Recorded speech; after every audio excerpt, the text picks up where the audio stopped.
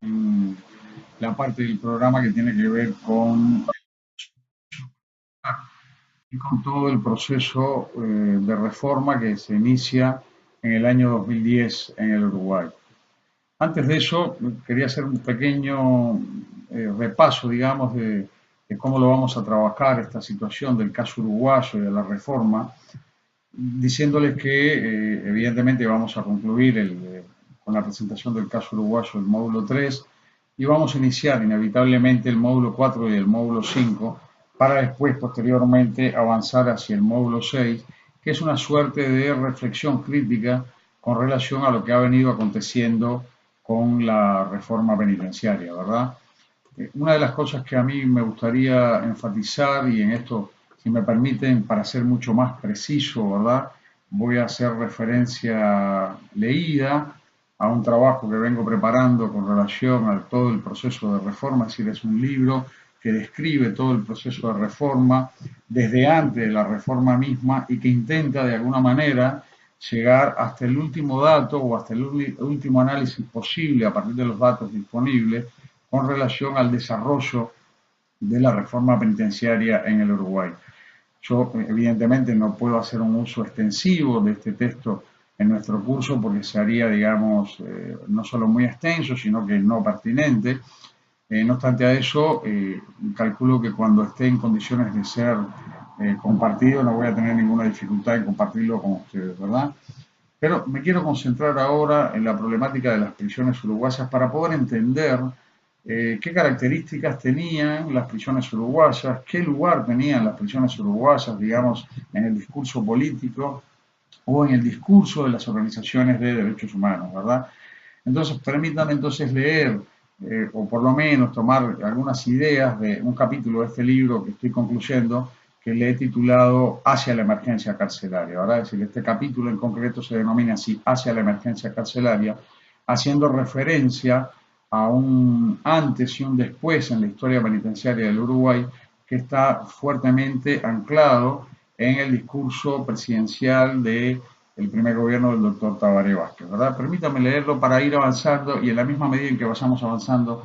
poder ir haciendo algunos comentarios relacionados con el escenario previo y las situaciones que se fueron dando alrededor de las prisiones del sistema penitenciario uruguayo en general que terminaron derivando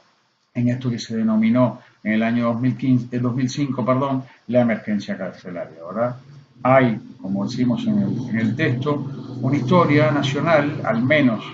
con la que suele referenciarse, identificarse el pensamiento histórico de la izquierda uruguaya, que sostuvo durante mucho tiempo las relaciones entre delito y las causas sociales y económicas que lo producen. Quiero hacer esta entrada, esta afirmación en la entrada de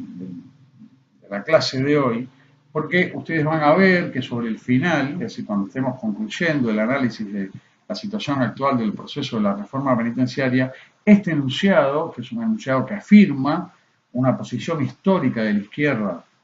por lo menos en el caso uruguayo, y me consta que en otros países también, está siendo, digamos, minimizada, por decirlo de alguna manera, dejada a un lado, por decirlo de otra, o directamente rechazada a partir de las argumentaciones políticas que se empiezan a escuchar y que se empiezan a materializar en ciertos cambios, no solo en la política penitenciaria, sino también en la política criminal, vistos estos cambios, sobre todo los de política criminal, en reformulaciones al Código Penal y reformulaciones también a ciertas condiciones que en la historia misma de la reforma habían significado avances con relación al sistema penitenciario. Estoy haciendo referencia para que ustedes tengan una idea bastante rápida de la cuestión, aunque lo trabajemos más adelante con mayor claridad, a los cambios que se han producido en el correr de los últimos 2 años en el Uruguay para endurecer y limitar las posibilidades de acceso, por ejemplo, a salidas transitorias y libertades anticipadas por parte de algún tipo de privado de libertad, ¿verdad? Esta idea, y vuelvo con la idea de la relación entre delito y situaciones económicas, entre delito y las causas sociales y económicas del crimen, es lo que permite comprender, en mi opinión, y esto es una opinión de la cual yo directamente me hago cargo, permite comprender cómo al inicio de su primer mandato, en el año 2005, el primer mandato del gobierno del Frente Amplio, el entonces presidente electo de la República, el entonces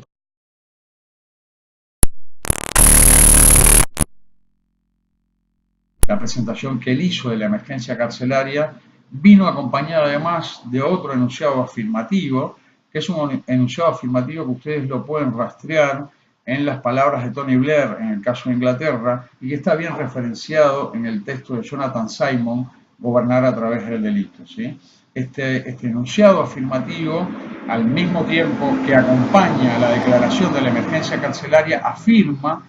que la fuerza política, el gobierno,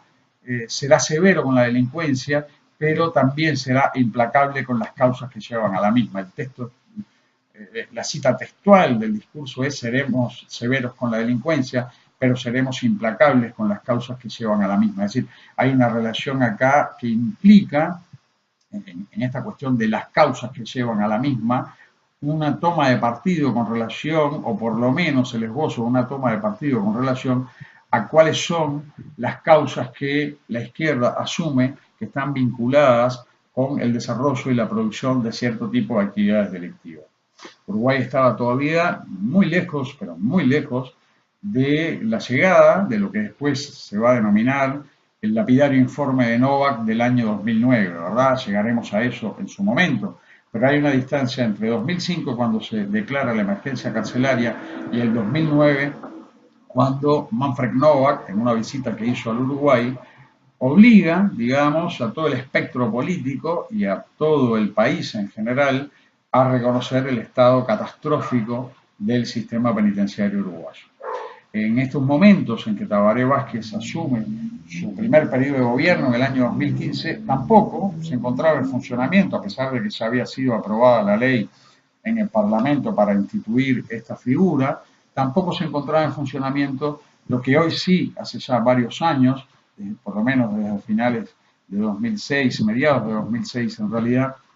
es o constituye la figura del comisionado parlamentario para el sistema carcelario, una suerte de ombudsman que, para hacerlo en escala comparativa con Argentina, es el equivalente del procurador penitenciario de la nación, ¿no?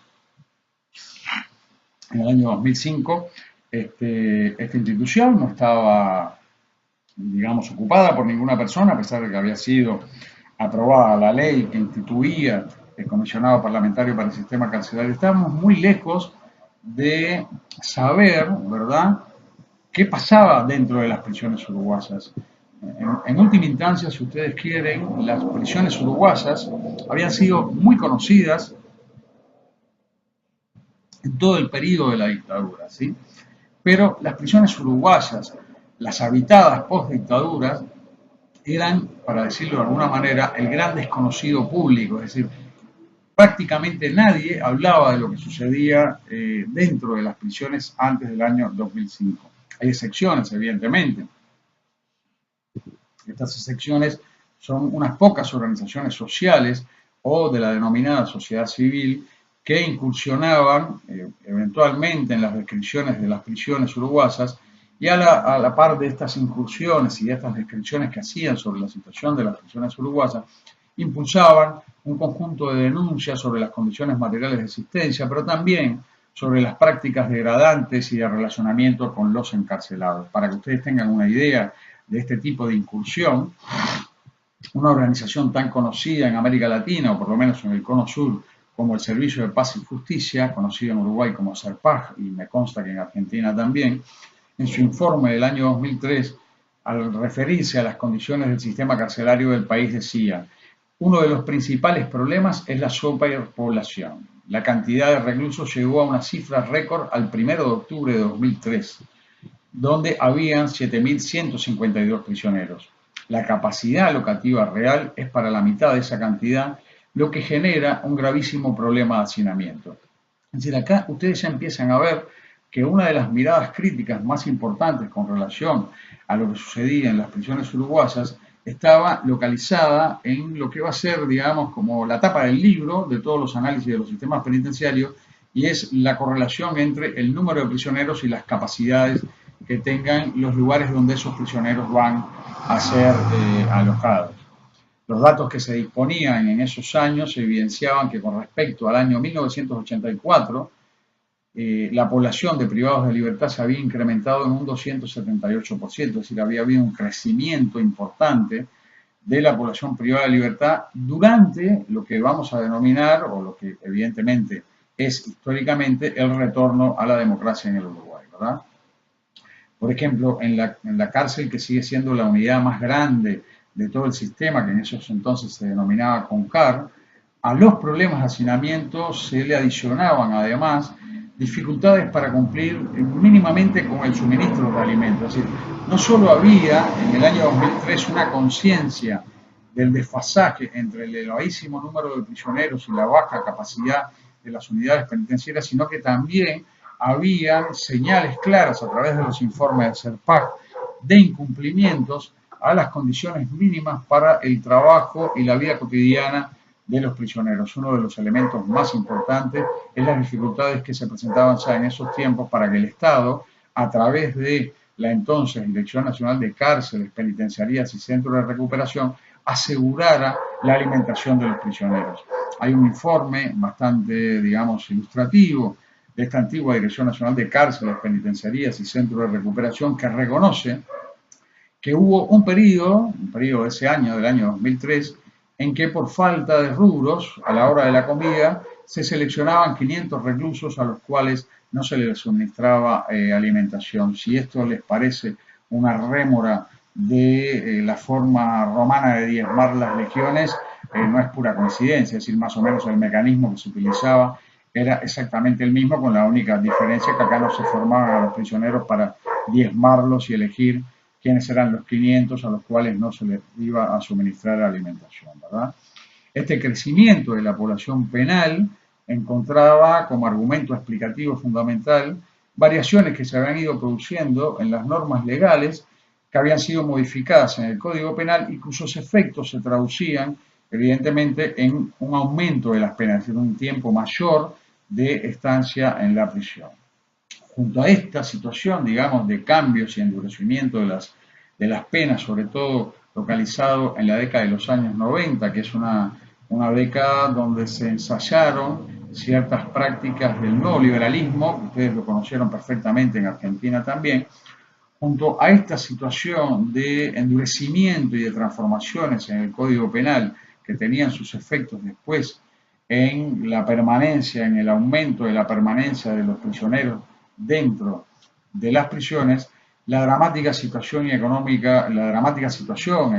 y social del país vino a jugar como otro componente importante de la fundamentación asumida para poder explicar el ascenso en el uso de la práctica de encierro en el país. Por ejemplo, les voy a dar una cita muy concreta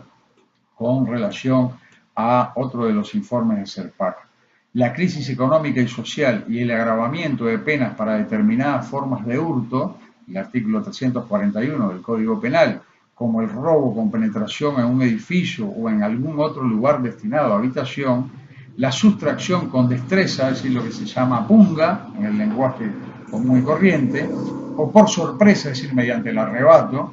y para la tentativa de rapiña, se cuentan entre las principales causas del aumento de la población carcelaria. Es decir, hay una articulación, ¿verdad?, entre el deterioro de la crisis económica y social del país y el agravamiento de penas para determinados tipos de delitos que se sabe que históricamente han tenido un comportamiento fuertemente asociado a las características de la producción y la distribución de la riqueza en cualquier país donde estos delitos se manifiesten, ¿verdad? Al interior de las prisiones uruguayas, entonces, en la misma medida en que crecía la población penal en general, se formaba o se tornaba dominante una población de prisioneros que iba teniendo cada vez más la condición de procesados. Es decir, acá tenemos el otro problema, teníamos un problema vinculado con el hacinamiento y ahora vamos a tener un segundo problema que va a ser característico, que sigue siendo característico del sistema penitenciario uruguayo, y es el importante número de prisioneros que se encuentran privados de libertad, pero en calidad de procesados. Esto es, todavía no tienen una sanción firme que les permita a ellos conocer en qué momento de su estancia en la prisión van a salir en libertad. Y esto no es un dato menor, ¿verdad? Esto habla de cómo la máquina, vamos a denominarla así, la máquina punitiva funciona con desfasaje en la máquina punitiva, ¿verdad? ¿Qué significa esto? Tenemos, por un lado, una situación económica y social que va deteriorando las condiciones de vida de la población. Por otro lado, tenemos reformas a los códigos penales y endurecimiento de las penas para ciertos tipos de delitos que claramente están asociados con las problemáticas económicas y sociales, básicamente pequeños delitos vinculados a lo que se denominan la franja de delitos de atentado a la propiedad o delitos contra la propiedad, ¿verdad? Ven a endurecer sus penas. Y por el otro lado tenemos un sistema penitenciario que no está en condiciones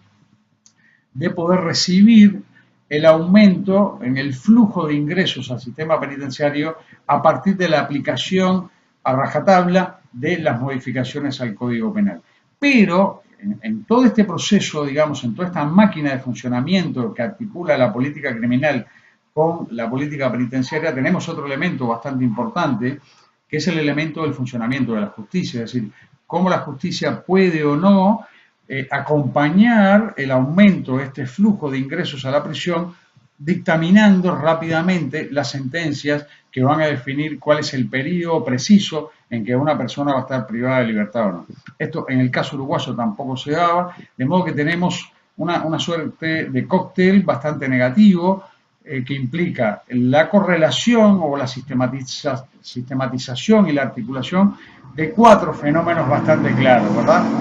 Un fenómeno que tiene que ver con las políticas económicas y sociales que se desata sobre todo en la década de los años 90, pero llega a un punto bastante crítico, y ustedes lo conocen mejor que nosotros, que son los primeros años de la década de los años 2000,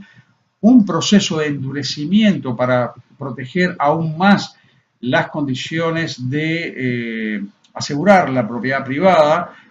a través de pequeños delitos o delitos digamos, de bagatela, por decirlo de alguna manera, delitos que no ponen en riesgo la seguridad pública, pero que empiezan entonces a ser posicionados como los delitos más importantes,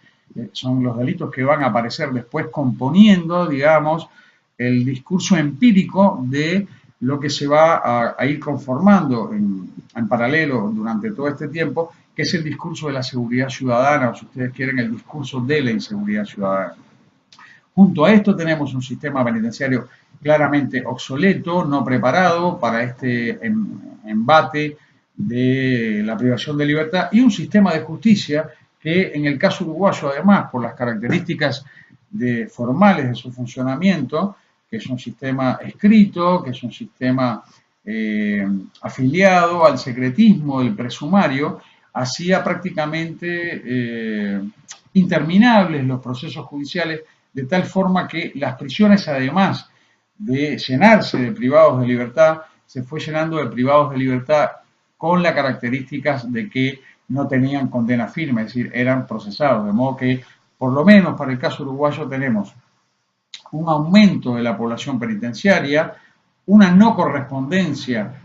con ese aumento de las capacidades para recepcionar esa población penitenciaria y un sistema de justicia con características de funcionamiento que vienen a enlentecer aún más el proceso de estancia dentro de la prisión y las condiciones de incertidumbre que significa no saber en qué momento uno va a estar libre a partir de la definición de una sentencia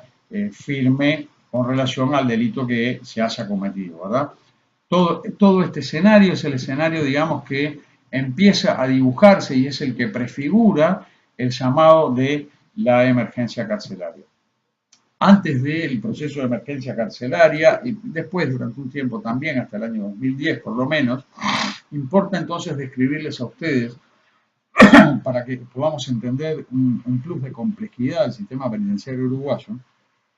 En realidad, en el Uruguay no había, digamos, institucionalmente una centralidad del funcionamiento del sistema penitenciario. Nosotros teníamos como organización a cargo, como institución a cargo de la privación de libertad, lo que se denominaba en ese entonces la Dirección Nacional de Cárceles, Penitenciarías y Centros de Recuperación. Sin embargo, esta dirección solo tenía de nacional el nombre, en tanto y en cuanto ella no era responsable de todas las prisiones en el país, porque por las características mismas de la historia penitenciaria del Uruguay, las prisiones en el interior del país dependían directamente de las jefaturas departamentales de policía, es decir, los jefes de policía eran los encargados de imponer las directivas con relación al proceso de administración de las prisiones bajo su mando, ¿verdad? Cada jefatura departamental en el Uruguay tenía su propia cárcel, curiosamente casi siempre adosada al mismo edificio de la jefatura departamental, lo cual hacía además que fueran construcciones muy vetustas, construcciones muy viejas, asociadas claramente al proceso histórico de constitución de esa propia jefatura departamental de policía. De modo que teníamos, durante mucho tiempo tuvimos en este país un sistema bastante esquizofrénico, un sistema que no era nacional, que en algún momento se intentó que fuera nacional, fue el momento de la primera gran reforma que hubo en el Uruguay en la década de los años 30, de la mano de Juan Carlos Gómez Fole, pero que ni siquiera Gómez Fole pudo concretar, y apenas, digamos, si lo que se esbozó en esos momentos de la década de los años 30 fue intentar por todos los medios de que el instituto, la dirección de institutos penales, que fue la que creó Gómez Foles en la década de los años 30, al menos pudiera dictaminar las reglas técnicas de funcionamiento de todas las prisiones del país. Esto fue truncado en la historia del penitenciarismo uruguayo, después tuvimos la dictadura con el pasaje de las prisiones al Ministerio del Interior y junto con esto, con este pasaje de las prisiones al Ministerio del Interior, se configuró entonces esta suerte de organización esquizofrénica donde había una dirección nacional que no era nacional y 19 jefaturas departamentales de policía que tenían bajo su mando otras tantas unidades penitenciarias. De modo que lo que nosotros encontramos en ese periodo, digamos, previo a la declaración de la emergencia carcelaria, y si yo les pudiera presentar un gráfico que no tengo pronto, lo verían, pero para que ustedes tengan una idea, previo al año 2005, el subtotal, digamos, de los privados de libertad en el interior del país, el 72% eran procesados, ¿verdad? Sin entrar a considerar el nivel de sobrepoblación que superaba el 180%, ¿verdad? Las diferentes descripciones que uno encuentra en los informes de las organizaciones de derechos humanos vinculadas a la situación de las prisiones en el Uruguay, lo que van dibujando es un panorama bastante siniestro, bastante dramático, que se verifica con mucha mayor fuerza en las prisiones más grandes, por ejemplo, en lo que se denominaba en ese entonces CONCAR, pero también en lo que se denominaba en ese entonces el penal de libertad. Hoy, unidad número 4, que es el CONCAR, lo que era el CONCAR antes, y unidad número 3, lo que era antes el penal de libertad. Para que ustedes tengan una idea, en el penal de libertad, y voy a citar nuevamente un informe de CERPAC, gran cantidad de los reclusos habitando lugares cuyas condiciones están por debajo de las exigencias preceptuadas por las normas nacionales en la materia y por lo establecido en las normas, directrices y estándares internacionales vigentes, así como en las garantías contenidas en los instrumentos vinculantes ratificados por el Uruguay. La situación más grave, dice este informe, es la de 77 reclusos que se encuentran en contenedores adecuados para ser habitados por seres humanos, con un baño sin iluminación, con una sola ventana, que son fríos en inviernos y calurosos en verano, donde la lluvia penetra al interior de los contenedores y además fueron ubicados debajo de un alero del establecimiento, lugar que además lo hace mucho más inadecuado por las condiciones climáticas. El informe está describiendo algo que después va a ser conocido en la historia penitenciaria como las latas del penal de libertad. Una suerte de solución improvisada, bastante tenebrosa, bastante vinculada a actos de corrupción por parte de los que participaron en la adquisición de estos contenedores y que duró, aunque nos parezca mentira, hasta el año 2011, es decir, hasta el año 2011 en el penal de libertad existieron las latas, lo que se denominan las latas del penal de libertad, lo que se denominó las latas del penal de libertad, albergando privados de libertad, ¿sí? Es decir, es una situación bastante problemática que se va repitiendo una y otra vez, ¿verdad? El fenómeno de la sobrepoblación, el fenómeno del hacinamiento, pero el fenómeno también mucho más cualitativo, ¿verdad?, acerca de las condiciones en que se encontraban las prisiones en el Uruguay antes de que se declarara la emergencia nacional. Al concluir el año 2003, por ejemplo, para que se tenga una idea, todas las informaciones disponibles preanunciaban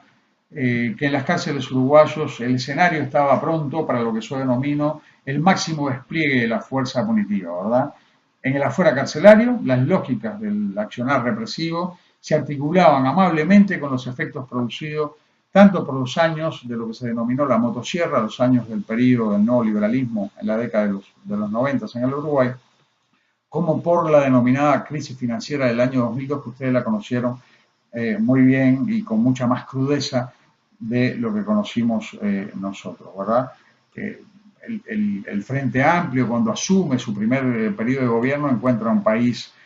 con un nivel de desastre bastante importante. Cualquier sea el indicador económico que uno utilice para poder comprender la situación del país, y salvo que uno se afilie, y que es uno de los problemas que estamos viendo en los últimos tiempos, a un abandono de aquel discurso inaugural de Tabaré Vázquez con relación a las causas del delito, uno no puede dejar de pensar que este escenario económico y social en el cual se enuncia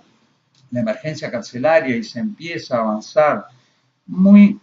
tibiamente, ¿verdad? Muy lentamente hacia la reforma del sistema penitenciario, uno no puede comprender qué fue lo que pasó o cómo llegamos a ese punto y cómo se explica después la cuestión de impulsar una reforma penitenciaria. El, el- el primer periodo de gobierno del Frente Amplio, y acá voy a hacer grandes síntesis, les mandaré algunos capítulos del libro para que lo puedan, digamos, seguir con más detalle. Las primeras medidas que se toman a partir de la declaración de la emergencia carcelaria apuntan, por un lado, a la cuestión de incrementar las capacidades del sistema, es decir,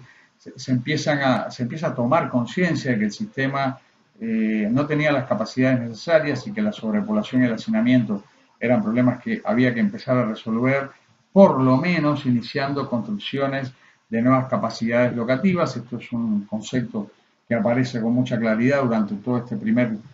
periodo del gobierno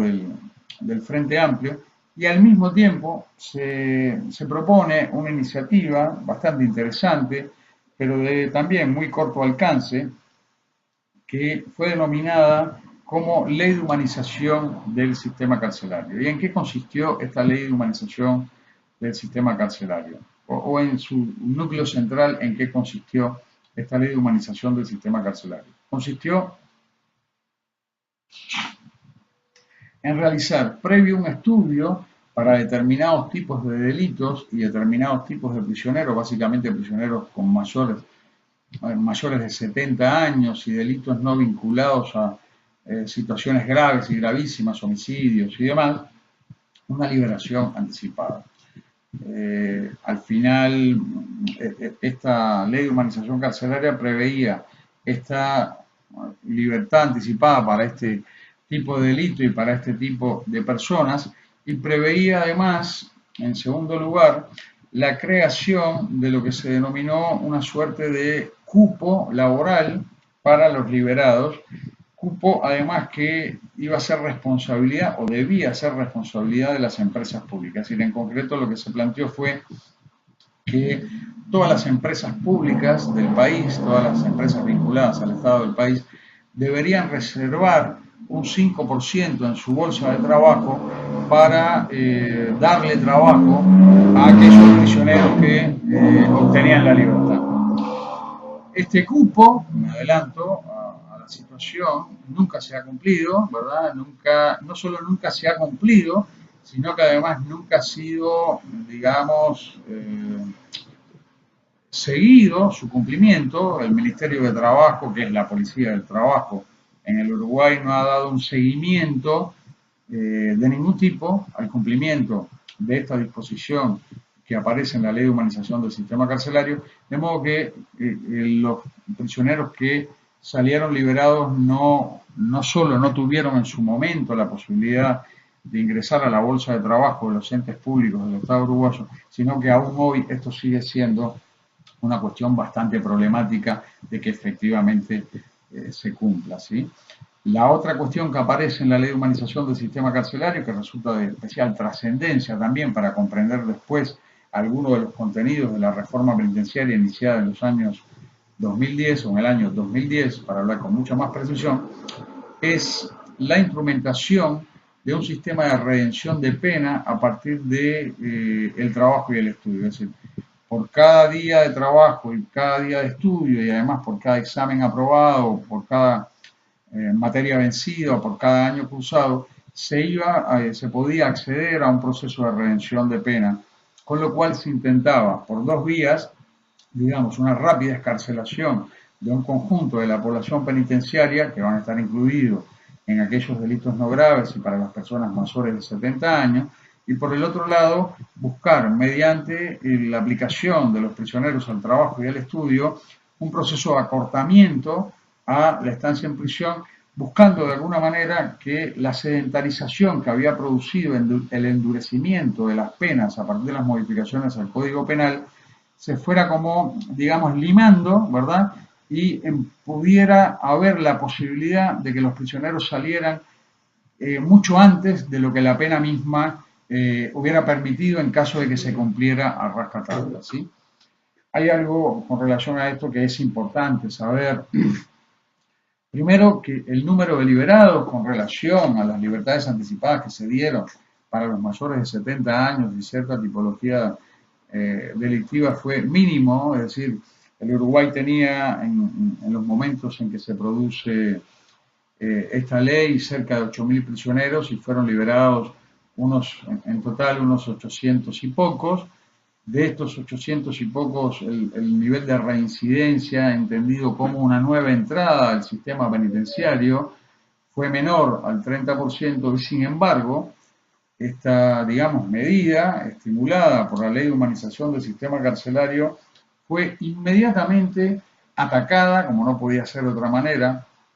por los partidos de derecha en el Uruguay y se empezó a incorporar, ¿verdad?, en una suerte de relato que se iba componiendo, una suerte de relato que es el actual relato del miedo, se fue componiendo este relato del miedo con la idea de que los 800 y pocos que habían sido liberados habían empezado a tener una incidencia fuerte en las manifestaciones delictivas que después se fueron verificando en los años subsiguientes. Es decir, hay toda una discusión con relación al crecimiento de los delitos en el Uruguay y los que se afilian a la idea de que este crecimiento obedece a la liberación de los prisioneros generalmente son partidarios, generalmente no conozco a nadie del pensamiento de izquierda que sea partidario de esta idea, son partidarios de la idea de que la liberación anticipada de estos 800 y tantos prisioneros tuvo una fuerte incidencia en el crecimiento del mercado del delito en el Uruguay. No importa que se introduzca en esta discusión el porcentaje de reincidencia que está claramente establecido, que fue firmemente controlado por la importancia que tuvo esta medida en el país, que esta reincidencia no haya llegado al 30%. Lo cierto es que ahí empieza a aparecer, digamos, a incorporarse, como ustedes le quieran llamar, al discurso punitivo con relación al orden social, un enganche con lo que sucede en la prisión o con lo que se debe hacer en la prisión. Se empieza a trasladar hacia el interior de las definiciones de la vida en prisión ese fuerte punitivismo que hoy lo vemos con mucha claridad en las demandas públicas con relación al cumplimiento estricto de todas las penas, al aumento de las penas, a que el régimen penitenciario sea duro, sea severo, buscando en toda esta dureza, en toda esta manifestación de punitivismo, un efecto de disuasión que nosotros sabemos perfectamente que nunca ha funcionado en la historia de la prisión. Esta es una primera cuestión que me gustaría aclarar, ¿verdad? Hubo un periodo de libertad anticipada que además se produjo por una única vez, ni siquiera es que la ley de humanización carcelaria estableciera que anualmente se produjeran estas liberaciones anticipadas, no, de ninguna forma fue una única liberación de más o menos 802, si la memoria no me falla, prisioneros por una única vez con delitos que no eran delitos mayoritariamente graves para personas mayores de 70 años que empezaban a ser, digamos, o tenían en ese momento una figura bastante grotesca en las prisiones, personas prácticamente que no se podían valer por sí mismas, por delitos vinculados a deterioros que están relacionados con la edad en el área de la sexualidad y demás, fueron liberados por una única vez y esto no produjo, digamos, un aumento de la entrada al sistema penitenciario por parte de los que habían sido liberados. De modo que esta discusión, esta falsa discusión que se dio a posteriori de la ley de humanización del sistema carcelario no es más que eso, una falsa discusión que hasta el día de hoy, ¿verdad?, se sigue argumentando que parte importante del crecimiento del mercado del delito en el Uruguay tiene una procedencia de los efectos de esta liberación anticipada, por más que los datos demuestren lo contrario. Hay como un empecinamiento de derecha de borrar el proceso histórico y los datos históricos que desmienten firmemente estas afirmaciones que se vinculan además de una manera bastante tramposa a lo que se denominan las teorías económicas del crimen, ¿verdad? El otro elemento importante que yo les relataba que se introdujo en la ley de humanización del sistema carcelario es la instalación de este sistema que permitía redimir pena a partir de la participación de los prisioneros en instancias laborales y en instancias de estudio, ¿verdad? Yo creo que este fue un proceso de interés genuino, ¿verdad?, de preocupación genuina que de alguna manera mostraba, y aún lo sigue mostrando, lo vamos a ver mucho más adelante, cuál era la filosofía de pensamiento de la izquierda con relación a lo que se debía hacer para que los prisioneros no volvieran a delinquir. Y la filosofía del pensamiento de la izquierda, como no podía ser de otra manera, en función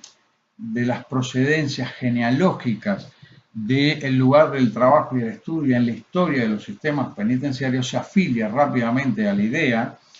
de que el ocio es un elemento negativo para el proceso de recuperación, de transformación, de rehabilitación, de reinserción, como ustedes le quieran llamar, de las personas privadas de libertad, y lo que hay que hacer para que estas personas no vuelvan a delinquir es prepararlos para el trabajo y prepararlos para el estudio. Y en función de esa preparación o del pasaje por esa preparación en el trabajo y por esa preparación en el estudio, dar la chance, digamos, de empezar a redimir pena.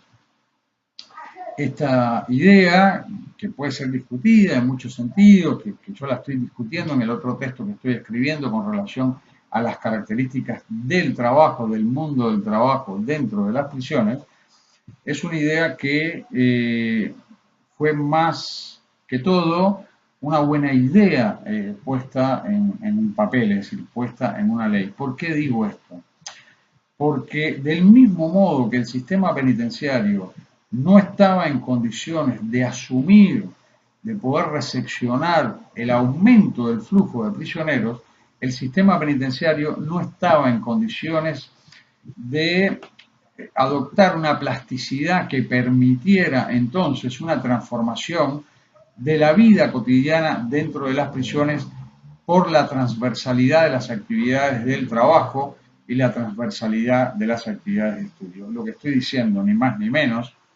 es algo que ustedes comprenderán perfectamente, y es que nuestras prisiones estaban constituidas bajo una lógica securitaria, bajo una lógica de peligrosidad, bajo una lógica de fuerte control, donde el mecanismo por excelencia, la práctica por excelencia para asegurar la gobernabilidad de todas estas unidades penitenciarias era el encierro. De modo que nuestras prisiones no tenían, no solo en su espacialidad, las condiciones que permitieran el desarrollo de estas instancias de trabajo y estudio, sino que tampoco tenían una experticia en el orden de la práctica por parte de los funcionarios que llevaban a cabo la administración cotidiana de la privación de libertad en los diferentes centros,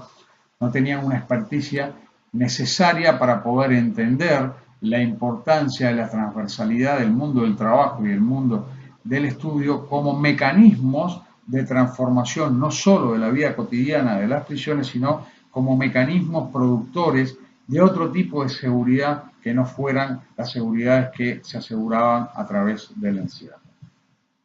Este proceso, digamos, coincide, ¿verdad?, con los primeros informes.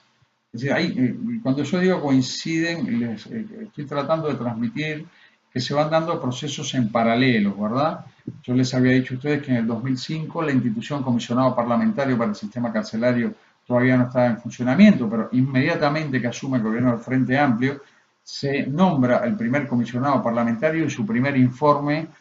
como comisionado parlamentario acerca de la situación del sistema carcelario del país es un informe que recoge una síntesis de lo que pasaba entre el año 2005 y 2006 y a partir de allí los informes del comisionado parlamentario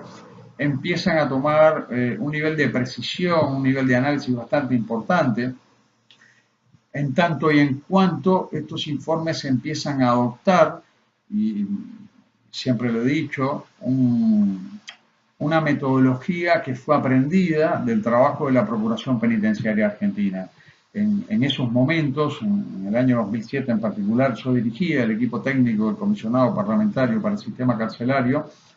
y recuerdo con mucho cariño este proceso de aprendizaje en el cual me vi embarcado a través de los fabulosos estudios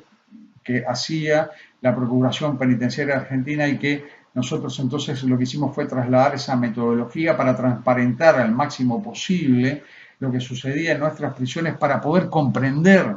cuáles eran los pasos que se podían dar en materia de derechos humanos para no tener que esperar los cambios institucionales procedentes de la voluntad política de gobierno o de la voluntad política del Estado con relación a la transformación de las prisiones. En este proceso, ¿verdad?, de, digamos, transparentar las situaciones dentro de las prisiones, en este proceso de identificar mecanismos que nos permitieran a nosotros también desde adentro de las prisiones empezar a empujar un proceso de transformación del sistema penitenciario, aparece una idea, que es una idea impulsada del comisionado parlamentario, instituida a posteriori y reconocida luego de un batallar bastante interesante con el Ministerio del Interior, que es la experiencia de los delegados en las prisiones. Esta cuestión de los delegados en las prisiones no es que sea un invento uruguayo. Yo había tenido conocimiento de esta situación de delegados en prisiones en prisiones colombianas, por ejemplo, y habíamos visto que la posibilidad de que los prisioneros empezaran a comprender definitivamente y a manejar fehacientemente el ejercicio de los derechos humanos dentro de las prisiones constituía un instrumento que nunca había sido utilizado en tanto y en cuanto siempre se hablaba de la formalidad del reconocimiento de los derechos humanos o de las reglas de derechos humanos, básicamente en manuales o en textos o en reglamentos, pero nunca había habido por parte de los prisioneros un agenciamiento, y acá estoy utilizando una palabra fuerte, un concepto fuerte de Deleuze, nunca había habido un agenciamiento por parte de los prisioneros de todo este discurso de los derechos humanos y en ese proceso de agenciamiento de todo el discurso de los derechos humanos, el pasaje a una acción organizativa que empezara, digamos, a tomar como parte de su acción militante las mismas reglas del juego en la cual ellos estaban implicados. Lo clarifico. Si la ley de humanización carcelaria establecía el derecho de los prisioneros a que efectivamente hubiera un proceso de redención de pena por trabajo y estudio, los prisioneros rápidamente, a partir de un lento, engorroso, discutido proceso de trabajo, digamos así, pedagógico con ellos, se agenciaron, digamos, la lucha política por el efectivo cumplimiento de sus derechos y empezaron a proponer un conjunto de medidas que exigían el estricto cumplimiento de lo que la ley había establecido. Esto no siempre yo no puedo decir que este proceso de agenciamiento se mantenga con el mismo nivel de calidad, de fuerza y de intensidad política hasta el día de hoy, ¿de acuerdo? Lo cierto es que cuando irrumpe en el escenario penitenciario lo que se denominaron los primeros delegados, a partir de delegados de los módulos, delegados de los sectores, delegados en las diferentes unidades penitenciarias, hay un antes y un después en las reglas o en el funcionamiento de las reglas del juego de los derechos humanos dentro de las prisiones. Para que ustedes tengan una idea, en las prisiones más importantes del país, en todas en realidad, pero el proceso se inicia en las prisiones más importantes del país, y cuando digo las más importantes me refiero a las más numerosas y por tanto a las más conflictivas. Se hicieron elecciones de delegados de prisioneros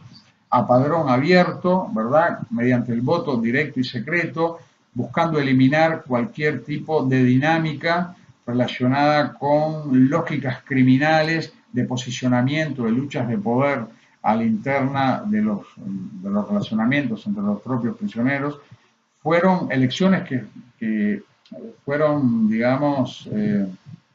inspeccionadas. La prensa tuvo un acceso muy abierto a todo el proceso eleccionario y a partir de así se configuró lo que se va a denominar a posteriori como la comisión de delegados de cada una de las unidades. Esta comisión de delegados empezó a tener una, una acción política, política en el sentido justo de la palabra, no política en el sentido ideológico, que incluía en primer lugar instalar una práctica que hasta ese entonces solo estaba regulada por los reglamentos disciplinarios, que es la práctica de la discusión con las direcciones de las unidades penitenciarias. Costó mucho que las direcciones de las unidades penitenciarias comprendieran que era un derecho de las comisiones de los delegados iniciar procesos de discusión, no para saber cómo dirigir la prisión, no para saber cómo se gobernaba la prisión, no para decirle a la dirección de la prisión cómo tenía que hacer las cosas, sino para discutir con la prisión cuáles son, con la prisión, con la dirección de la prisión, cuáles son los derechos que sí o sí la dirección de la prisión y sus prácticas tiene que respetar en función de qué, de las mismas reglas de juego de los derechos humanos que estaban siendo cada vez más reconocidos, como no podía ser de otra manera, por parte de un gobierno de izquierda, en la instancia de las prisiones uruguayas. Este proceso político de organización de las comisiones de delegados, que no tuvo, vamos a decirle así, la misma calidad y la misma intensidad en todas las unidades, pero que fue muy fuerte en las unidades más complejas del país, es un proceso que empieza lentamente a plantear en la agenda de discusiones con respecto a lo que sucedía al interior de las prisiones, las problemáticas vinculadas a la calidad de las condiciones de reclusión de las diferentes unidades. Es decir, estos hombres, estos primeros hombres, estas primeras mujeres, porque también se dio en las unidades penitenciarias femeninas,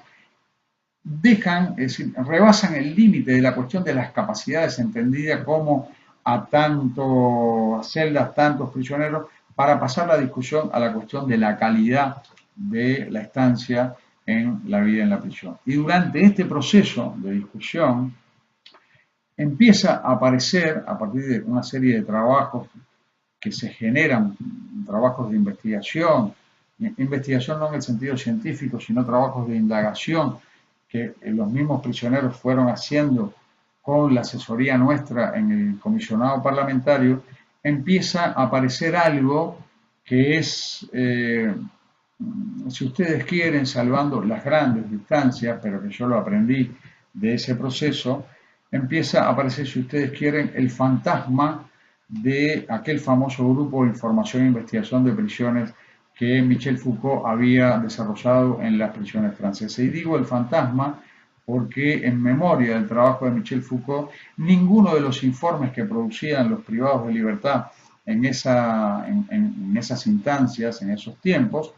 eran traducidos a ningún lenguaje académico en tanto y en cuanto entendíamos que el discurso por ellos elaborado, las informaciones por ellos aportadas, eran suficientemente claros, eran suficientemente expresivos para sostener cualquier discusión con las autoridades penitenciarias. No hay un marco interpretativo a estas primeras investigaciones y lo que sí hay como efecto de este proceso de producción de conocimiento de las condiciones de reclusión por parte de los mismos prisioneros es el inicio, ¿verdad?, de un rompimiento que ya se venía dando a partir de los informes del comisionado parlamentario en el plano exterior, de un rompimiento en el plano interior del monopolio de la información por parte del Ministerio del Interior. Aclaro.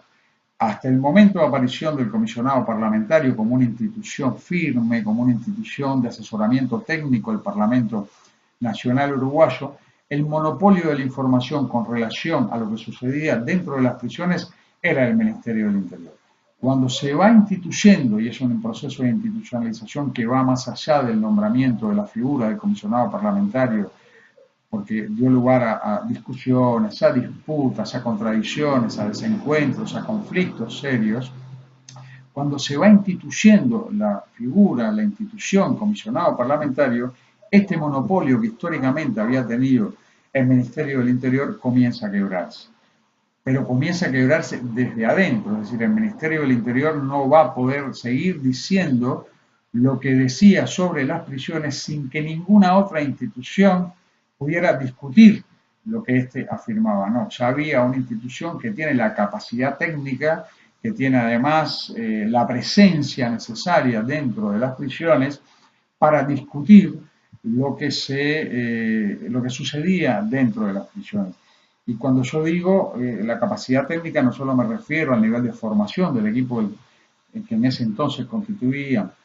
el comisionado parlamentario, sino también la capacidad de presencia. Para que ustedes tengan una idea, en esos entonces se visitaban 4,7 prisiones por día, es decir, era una presencia bastante importante dentro de las prisiones buscando producir un conocimiento que quebrara ese monopolio informativo del Ministerio del Interior. Uno de los primeros problemas que se empieza a dar seguimiento, y acá hay un encuentro lógico además entre los informes de los prisioneros y los informes del comisionado parlamentario, es el nivel de cumplimiento de lo que el Estado tendría que asegurar para que se cumpla esta segunda parte de la ley de humanización del sistema carcelario, que es el cumplimiento estricto de lo que se llamó la redención de pena por trabajo y estudio. Y acá se produce un hecho absolutamente inédito en la historia del sistema penitenciario uruguayo, y es que los prisioneros de la mayor unidad penitenciaria del país, la entonces denominada CONCAR, hoy denominada Unidad número 4 del Instituto Nacional de Rehabilitación, en aquel entonces todavía Dirección Nacional de Cárceles, Penitenciarías y Centros de Recuperación, la comisión de delegados de esta unidad, la unidad número 4, hoy ex CONCAR, ayer, presenta ante el Tribunal de lo Contencioso Administrativo una denuncia contra el Ministerio del Interior por el incumplimiento de lo que estipulaba la ley de humanización carcelaria con relación a la redención de pena por trabajo y estudio. ¿Y qué denuncian estos delegados? ¿Qué denuncia esta organización denominada Comisión de Delegados con el apoyo del Instituto de Estudios Legales del Sur? Es decir, es otra organización que tiene una composición básicamente de abogados que permitía el inicio de un litigio contra el Estado a partir de la acción de los prisioneros. ¿Qué exigían estos prisioneros? Exigían algo que, como les dije inicialmente, la Dirección Nacional de Cárceles no estaba en condiciones de poder materializar, y es que les dieran trabajo y es que permitieran que pudieran estudiar. Es decir, en la lógica del funcionamiento de las unidades penitenciarias, el encierro como práctica y como organizador de la vida cotidiana no permitía, ¿verdad?, no tenía la plasticidad necesaria para producir una transversalización de la vida cotidiana de las unidades penitenciarias a través del trabajo y el estudio. Este proceso judicial, bastante importante, muy conocido, muy, digamos, referenciado en la prensa nacional, terminó con una sentencia favorable a los prisioneros, y esto es absolutamente inédito también, donde se obligaba al Estado a ejecutar lo que lo que se denominó el plan Sembrando, ¿verdad?, que obligaba al Estado en el curso de un año a duplicar, triplicar, aumentar considerablemente la cantidad de plazas laborales y plazas de estudio, buscando que los prisioneros pudieran entonces acceder al cumplimiento de lo que estaba establecido en la Ley de Humanización del Sistema Carcelario. Este hecho, que repito, es un hecho histórico, tanto por la acción política que significa que los prisioneros se organicen para iniciar una demanda a las autoridades penitenciarias, como por la resolución judicial que tuvo como resultado decirle al Estado que tiene la obligación de asegurar que los prisioneros puedan acceder al trabajo y aumentar en tantas cantidades las plazas laborales y las plazas de estudio. Lamentablemente, como suele pasar en estas situaciones, quedó poco menos que en la nada. Es decir, el plan Sembrando nunca fue cumplido, los prisioneros nunca accedieron a mayores plazas laborales. Yo les voy a mandar a ustedes los datos concretos para no llenarlos de números y que ustedes en una lectura atenta puedan comprender específicamente lo que estoy diciendo. Está claramente documentado con toda la información que existe al respecto.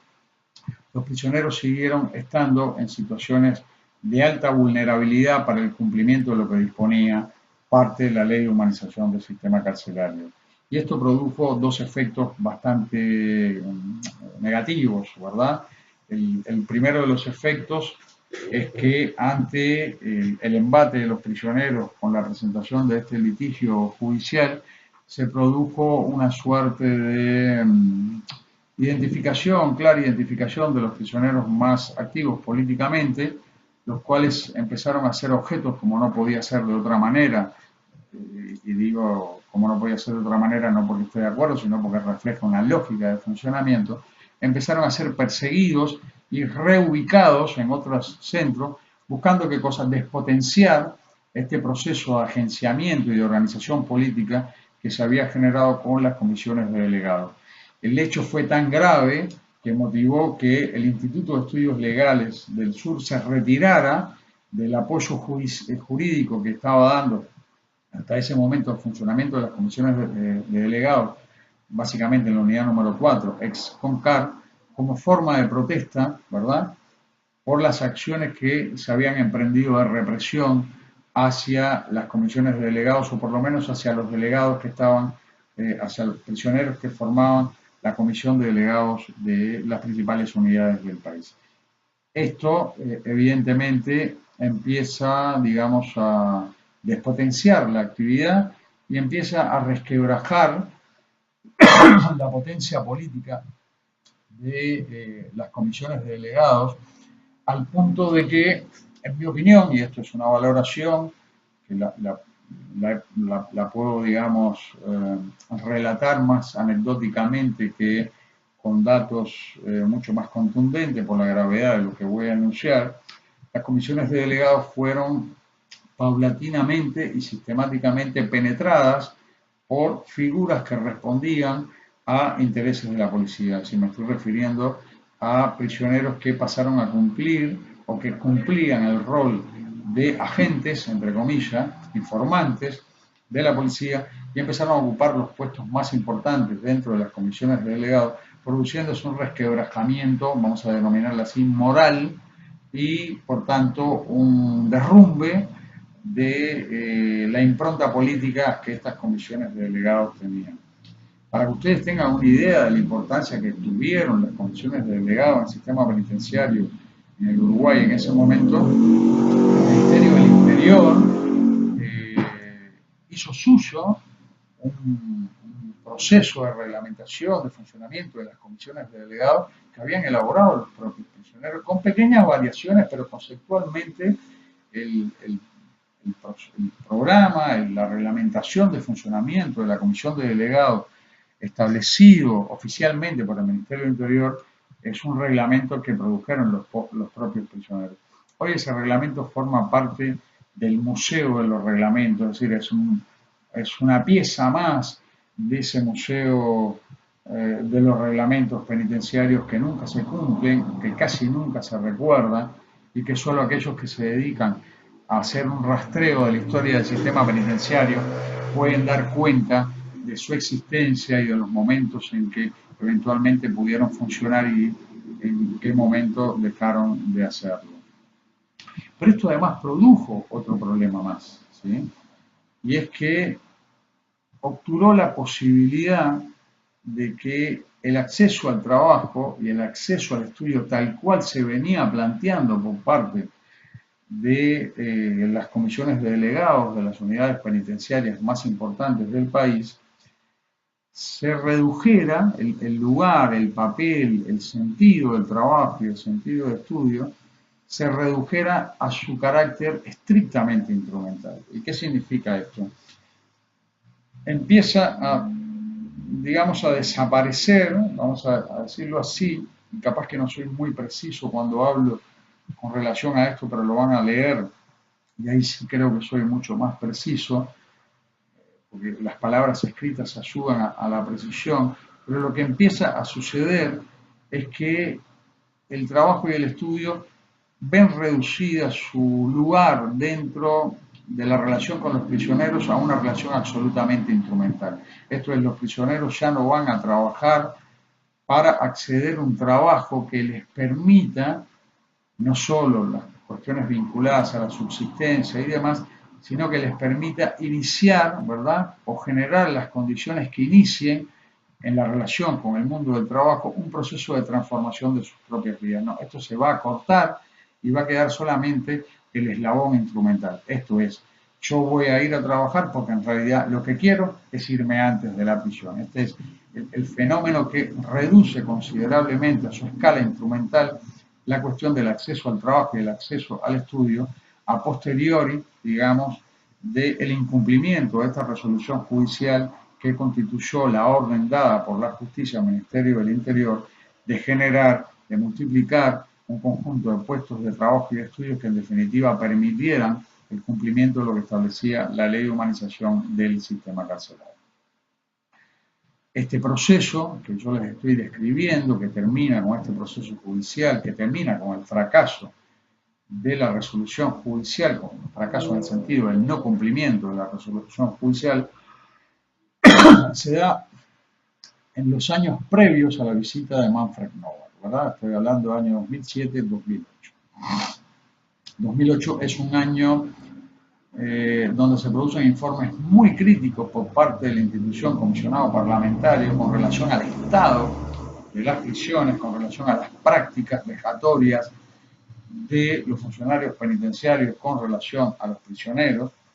Es un año además que, para que ustedes tengan una idea, impone en la lógica de producción informativa del comisionado parlamentario la urgente necesidad de agregar al informe anual de actuación y seguimiento del sistema carcelario no solo algo que había empezado a hacerse antes, un informe dedicado a la situación de las mujeres privadas de libertad, sino además un informe específicamente dedicado a la situación y a la documentación de los malos tratos y prácticas vejatorias dentro de la prisión. Esto se concreta es decir, el proceso se inicia en el año 2008 y en el año 2009, ustedes lo pueden encontrar en los informes del comisionado parlamentario de la época, en la cuestión de que los informes del comisionado parlamentario para el año 2009 tienen tres formatos: un informe general, un informe dedicado exclusivamente a la situación de las mujeres, en el entendido de que históricamente la cuestión del género había sido solapada por la cuestión, digamos, masculina y masculinizante del sistema penitenciario en la historia de todos los sistemas penitenciarios, y aparece también un informe especial documentado a través de fotografía. No es un informe que tenga palabras, sino que es un informe que tiene imágenes, donde se documentan las prácticas vejatorias y las prácticas de malos tratos en las prisiones uruguayas. En este proceso conflictivo, además, con el Ministerio del Interior, ustedes no se olviden que estamos hablando de un Ministerio del Interior que responde a un gobierno de izquierda, en el cual las críticas y las evidencias críticas con relación a lo que sucedía en la prisión interpelaba la misma concepción ideológica de la izquierda, una fuerza política que históricamente se había opuesto a los malos tratos, a las vejaciones, a las prácticas de tortura, veía cómo bajo su primer periodo de gobierno, durante la primera instancia de acceso al gobierno por parte de la fuerza política, seguía una suerte de inercia de comportamiento, de prácticas y de lógicas de malos tratos que interpelaban directamente cualquier discurso ideológico con relación a la defensa de los derechos humanos por parte de la fuerza política. Es en este preciso momento, en esta situación, digamos, de conflicto, de máxima exposición, de máximo desencuentro entre el Ministerio del Interior y el comisionado parlamentario, que entra lo que después se va a reconocer como el informe Novak, es decir, la visita de Manfred Novak, representante especial de Naciones Unidas para la prevención de los malos tratos y la tortura, que ingresa al Uruguay en una visita de inspección, a partir, evidentemente, de los acuerdos internacionales suscritos por el Uruguay, y realiza pequeñas visitas, visitas muy localizadas, a partir de reuniones previas que tuvo con representantes de diferentes organizaciones, entre ellos, evidentemente, el comisionado parlamentario, a las unidades más críticas del sistema penitenciario, y el informe de Novak, que no es un informe que uno pueda decir que es exquisito en el sentido o comparativo con relación a la exquisitez de los informes que se venían produciendo tanto por organizaciones de derechos humanos como por la institución comisionado parlamentario, es un informe que resulta lapidario, es decir, de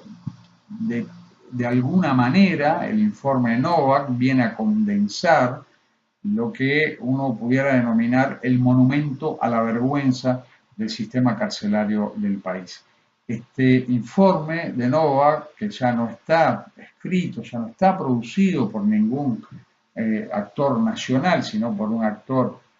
de nivel internacional, con un prestigio muy importante, produce un cimbronazo muy fuerte en todo el espectro político del Uruguay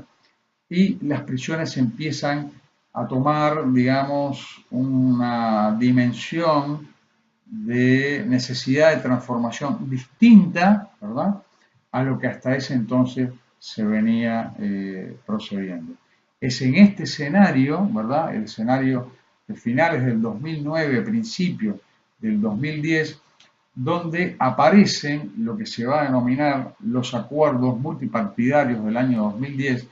que son acuerdos que se van a producir buscando asegurar la gobernabilidad del país para este segundo periodo, digamos, luego de un primer periodo de gobierno del Frente Amplio. Cuando uno revisa, ¿verdad?, las plataformas políticas de los diferentes partidos previo a la reforma penitenciaria que se inaugura, digamos, formalmente, por decirlo así, o formalmente en un sentido simbólico con los acuerdos multipartidarios del año 2010, lo que uno encuentra es que en el programa del Frente Amplio hay, hay un reconocimiento explícito a la necesidad de pasar a transformaciones mucho más esenciales de las que se habían emprendido hasta ahora. Uno pudiera ser muy injusto probablemente, pero no siempre lo injusto reduce o resume todo lo que hay de verdad en los acontecimientos. Uno pudiera ser muy injusto, repito, con este primer periodo del gobierno del Frente Amplio, en tanto y en cuanto es un primer periodo al cual el gobierno tuvo que prestar mucha atención a muchos desastres al mismo tiempo, ¿sí? El nivel de precarización laboral, el nivel de precarización de la vida cotidiana, la infantilización de la pobreza, el ascenso extraordinario de la pobreza, de la indigencia, todo eso fueron problemas gravísimos que asumió el gobierno, el primer gobierno del Frente Amplio en el año 2005, al cual tuvo que prestar muchísima atención y uno lo comprende, ¿verdad? Lo que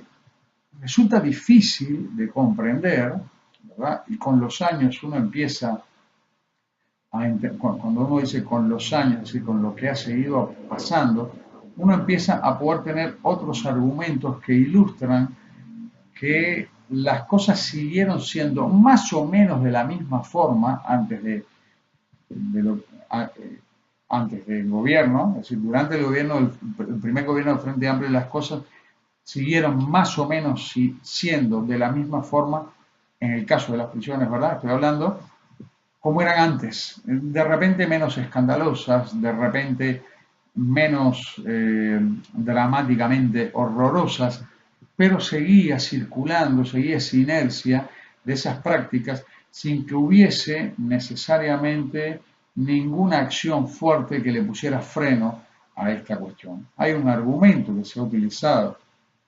con relación a esto, yo creo que es un argumento falaz, pero es un argumento que se utiliza, y es que esta inercia se explica única y exclusivamente porque las prisiones siguieron estando bajo la égida del Ministerio del Interior. Yo ahí tengo mis discrepancias. Yo creo que la cuestión no es bajo qué ministerio están las prisiones, sino cuáles son las prácticas que se van a privilegiar para la administración del sistema penitenciario, cuáles son esas prácticas que son las que van a definir entonces las continuidades o las discontinuidades de las prácticas que históricamente se habían aplicado. Lo cierto es que en el año 2010, en concreto en agosto del 2010, en este proceso de consulta política de los diferentes partidos que iban a la elección nacional,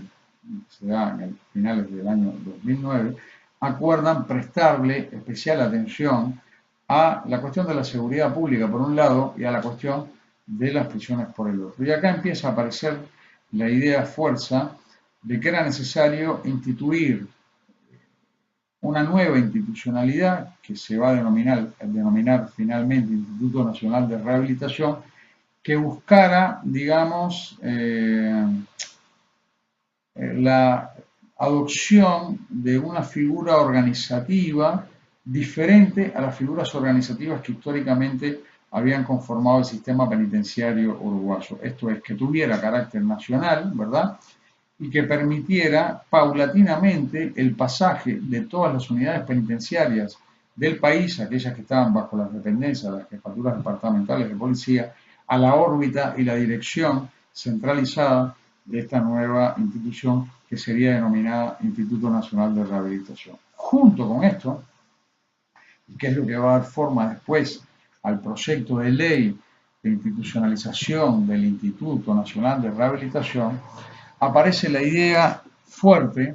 de empezar un proceso de despoliciamiento de las prisiones uruguayas con la introducción de un nuevo tipo de funcionariado, algo que ya estaba previsto en la ley 14.470, que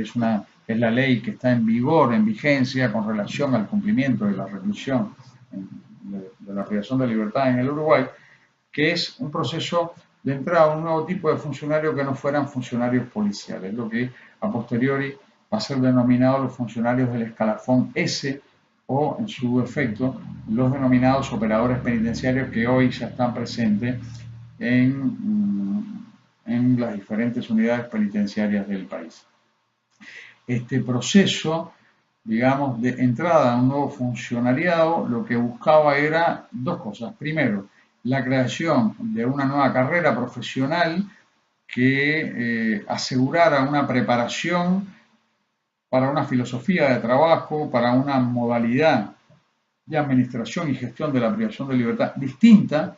a la que se había ejecutado históricamente por parte de los funcionarios penitenciarios, que provenían todos ellos de filas policiales. Y este proceso, además de creación de un nuevo tipo de funcionariado, crearía las condiciones iniciales para el pasaje de las prisiones uruguayas a otro tipo de subordinación ministerial que no fuera la subordinación al Ministerio del Interior. El proyecto de ley, el presupuesto que además avala este proceso de transformación inicial del pasaje al Instituto Nacional de Rehabilitación, no solo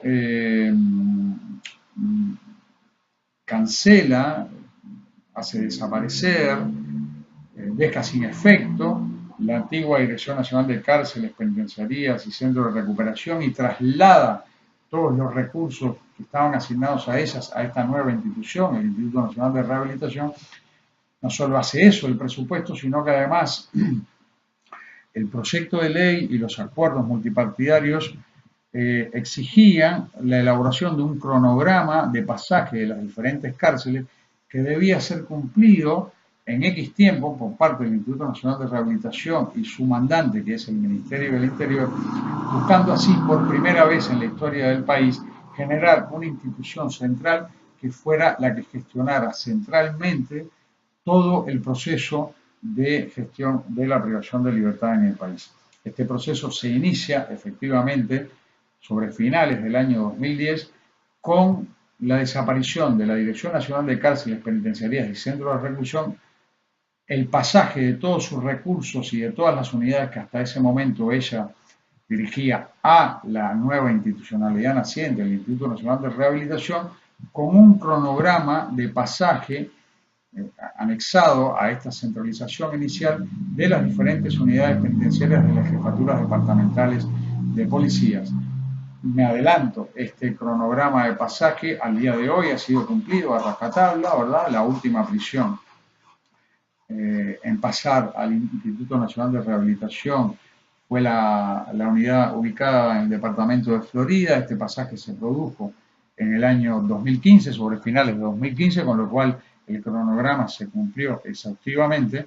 Y es así que sobre finales del 2010 nace, a partir de la aprobación de la ley de presupuesto de ese año, o para esos años sucesivos, el Instituto Nacional de Rehabilitación, que como veremos rápidamente va a tener un conjunto de situaciones críticas que, como no podía ser de otra manera, van a ser necesarias ser atendidas, pero esto es algo sobre lo que trabajaré la próxima.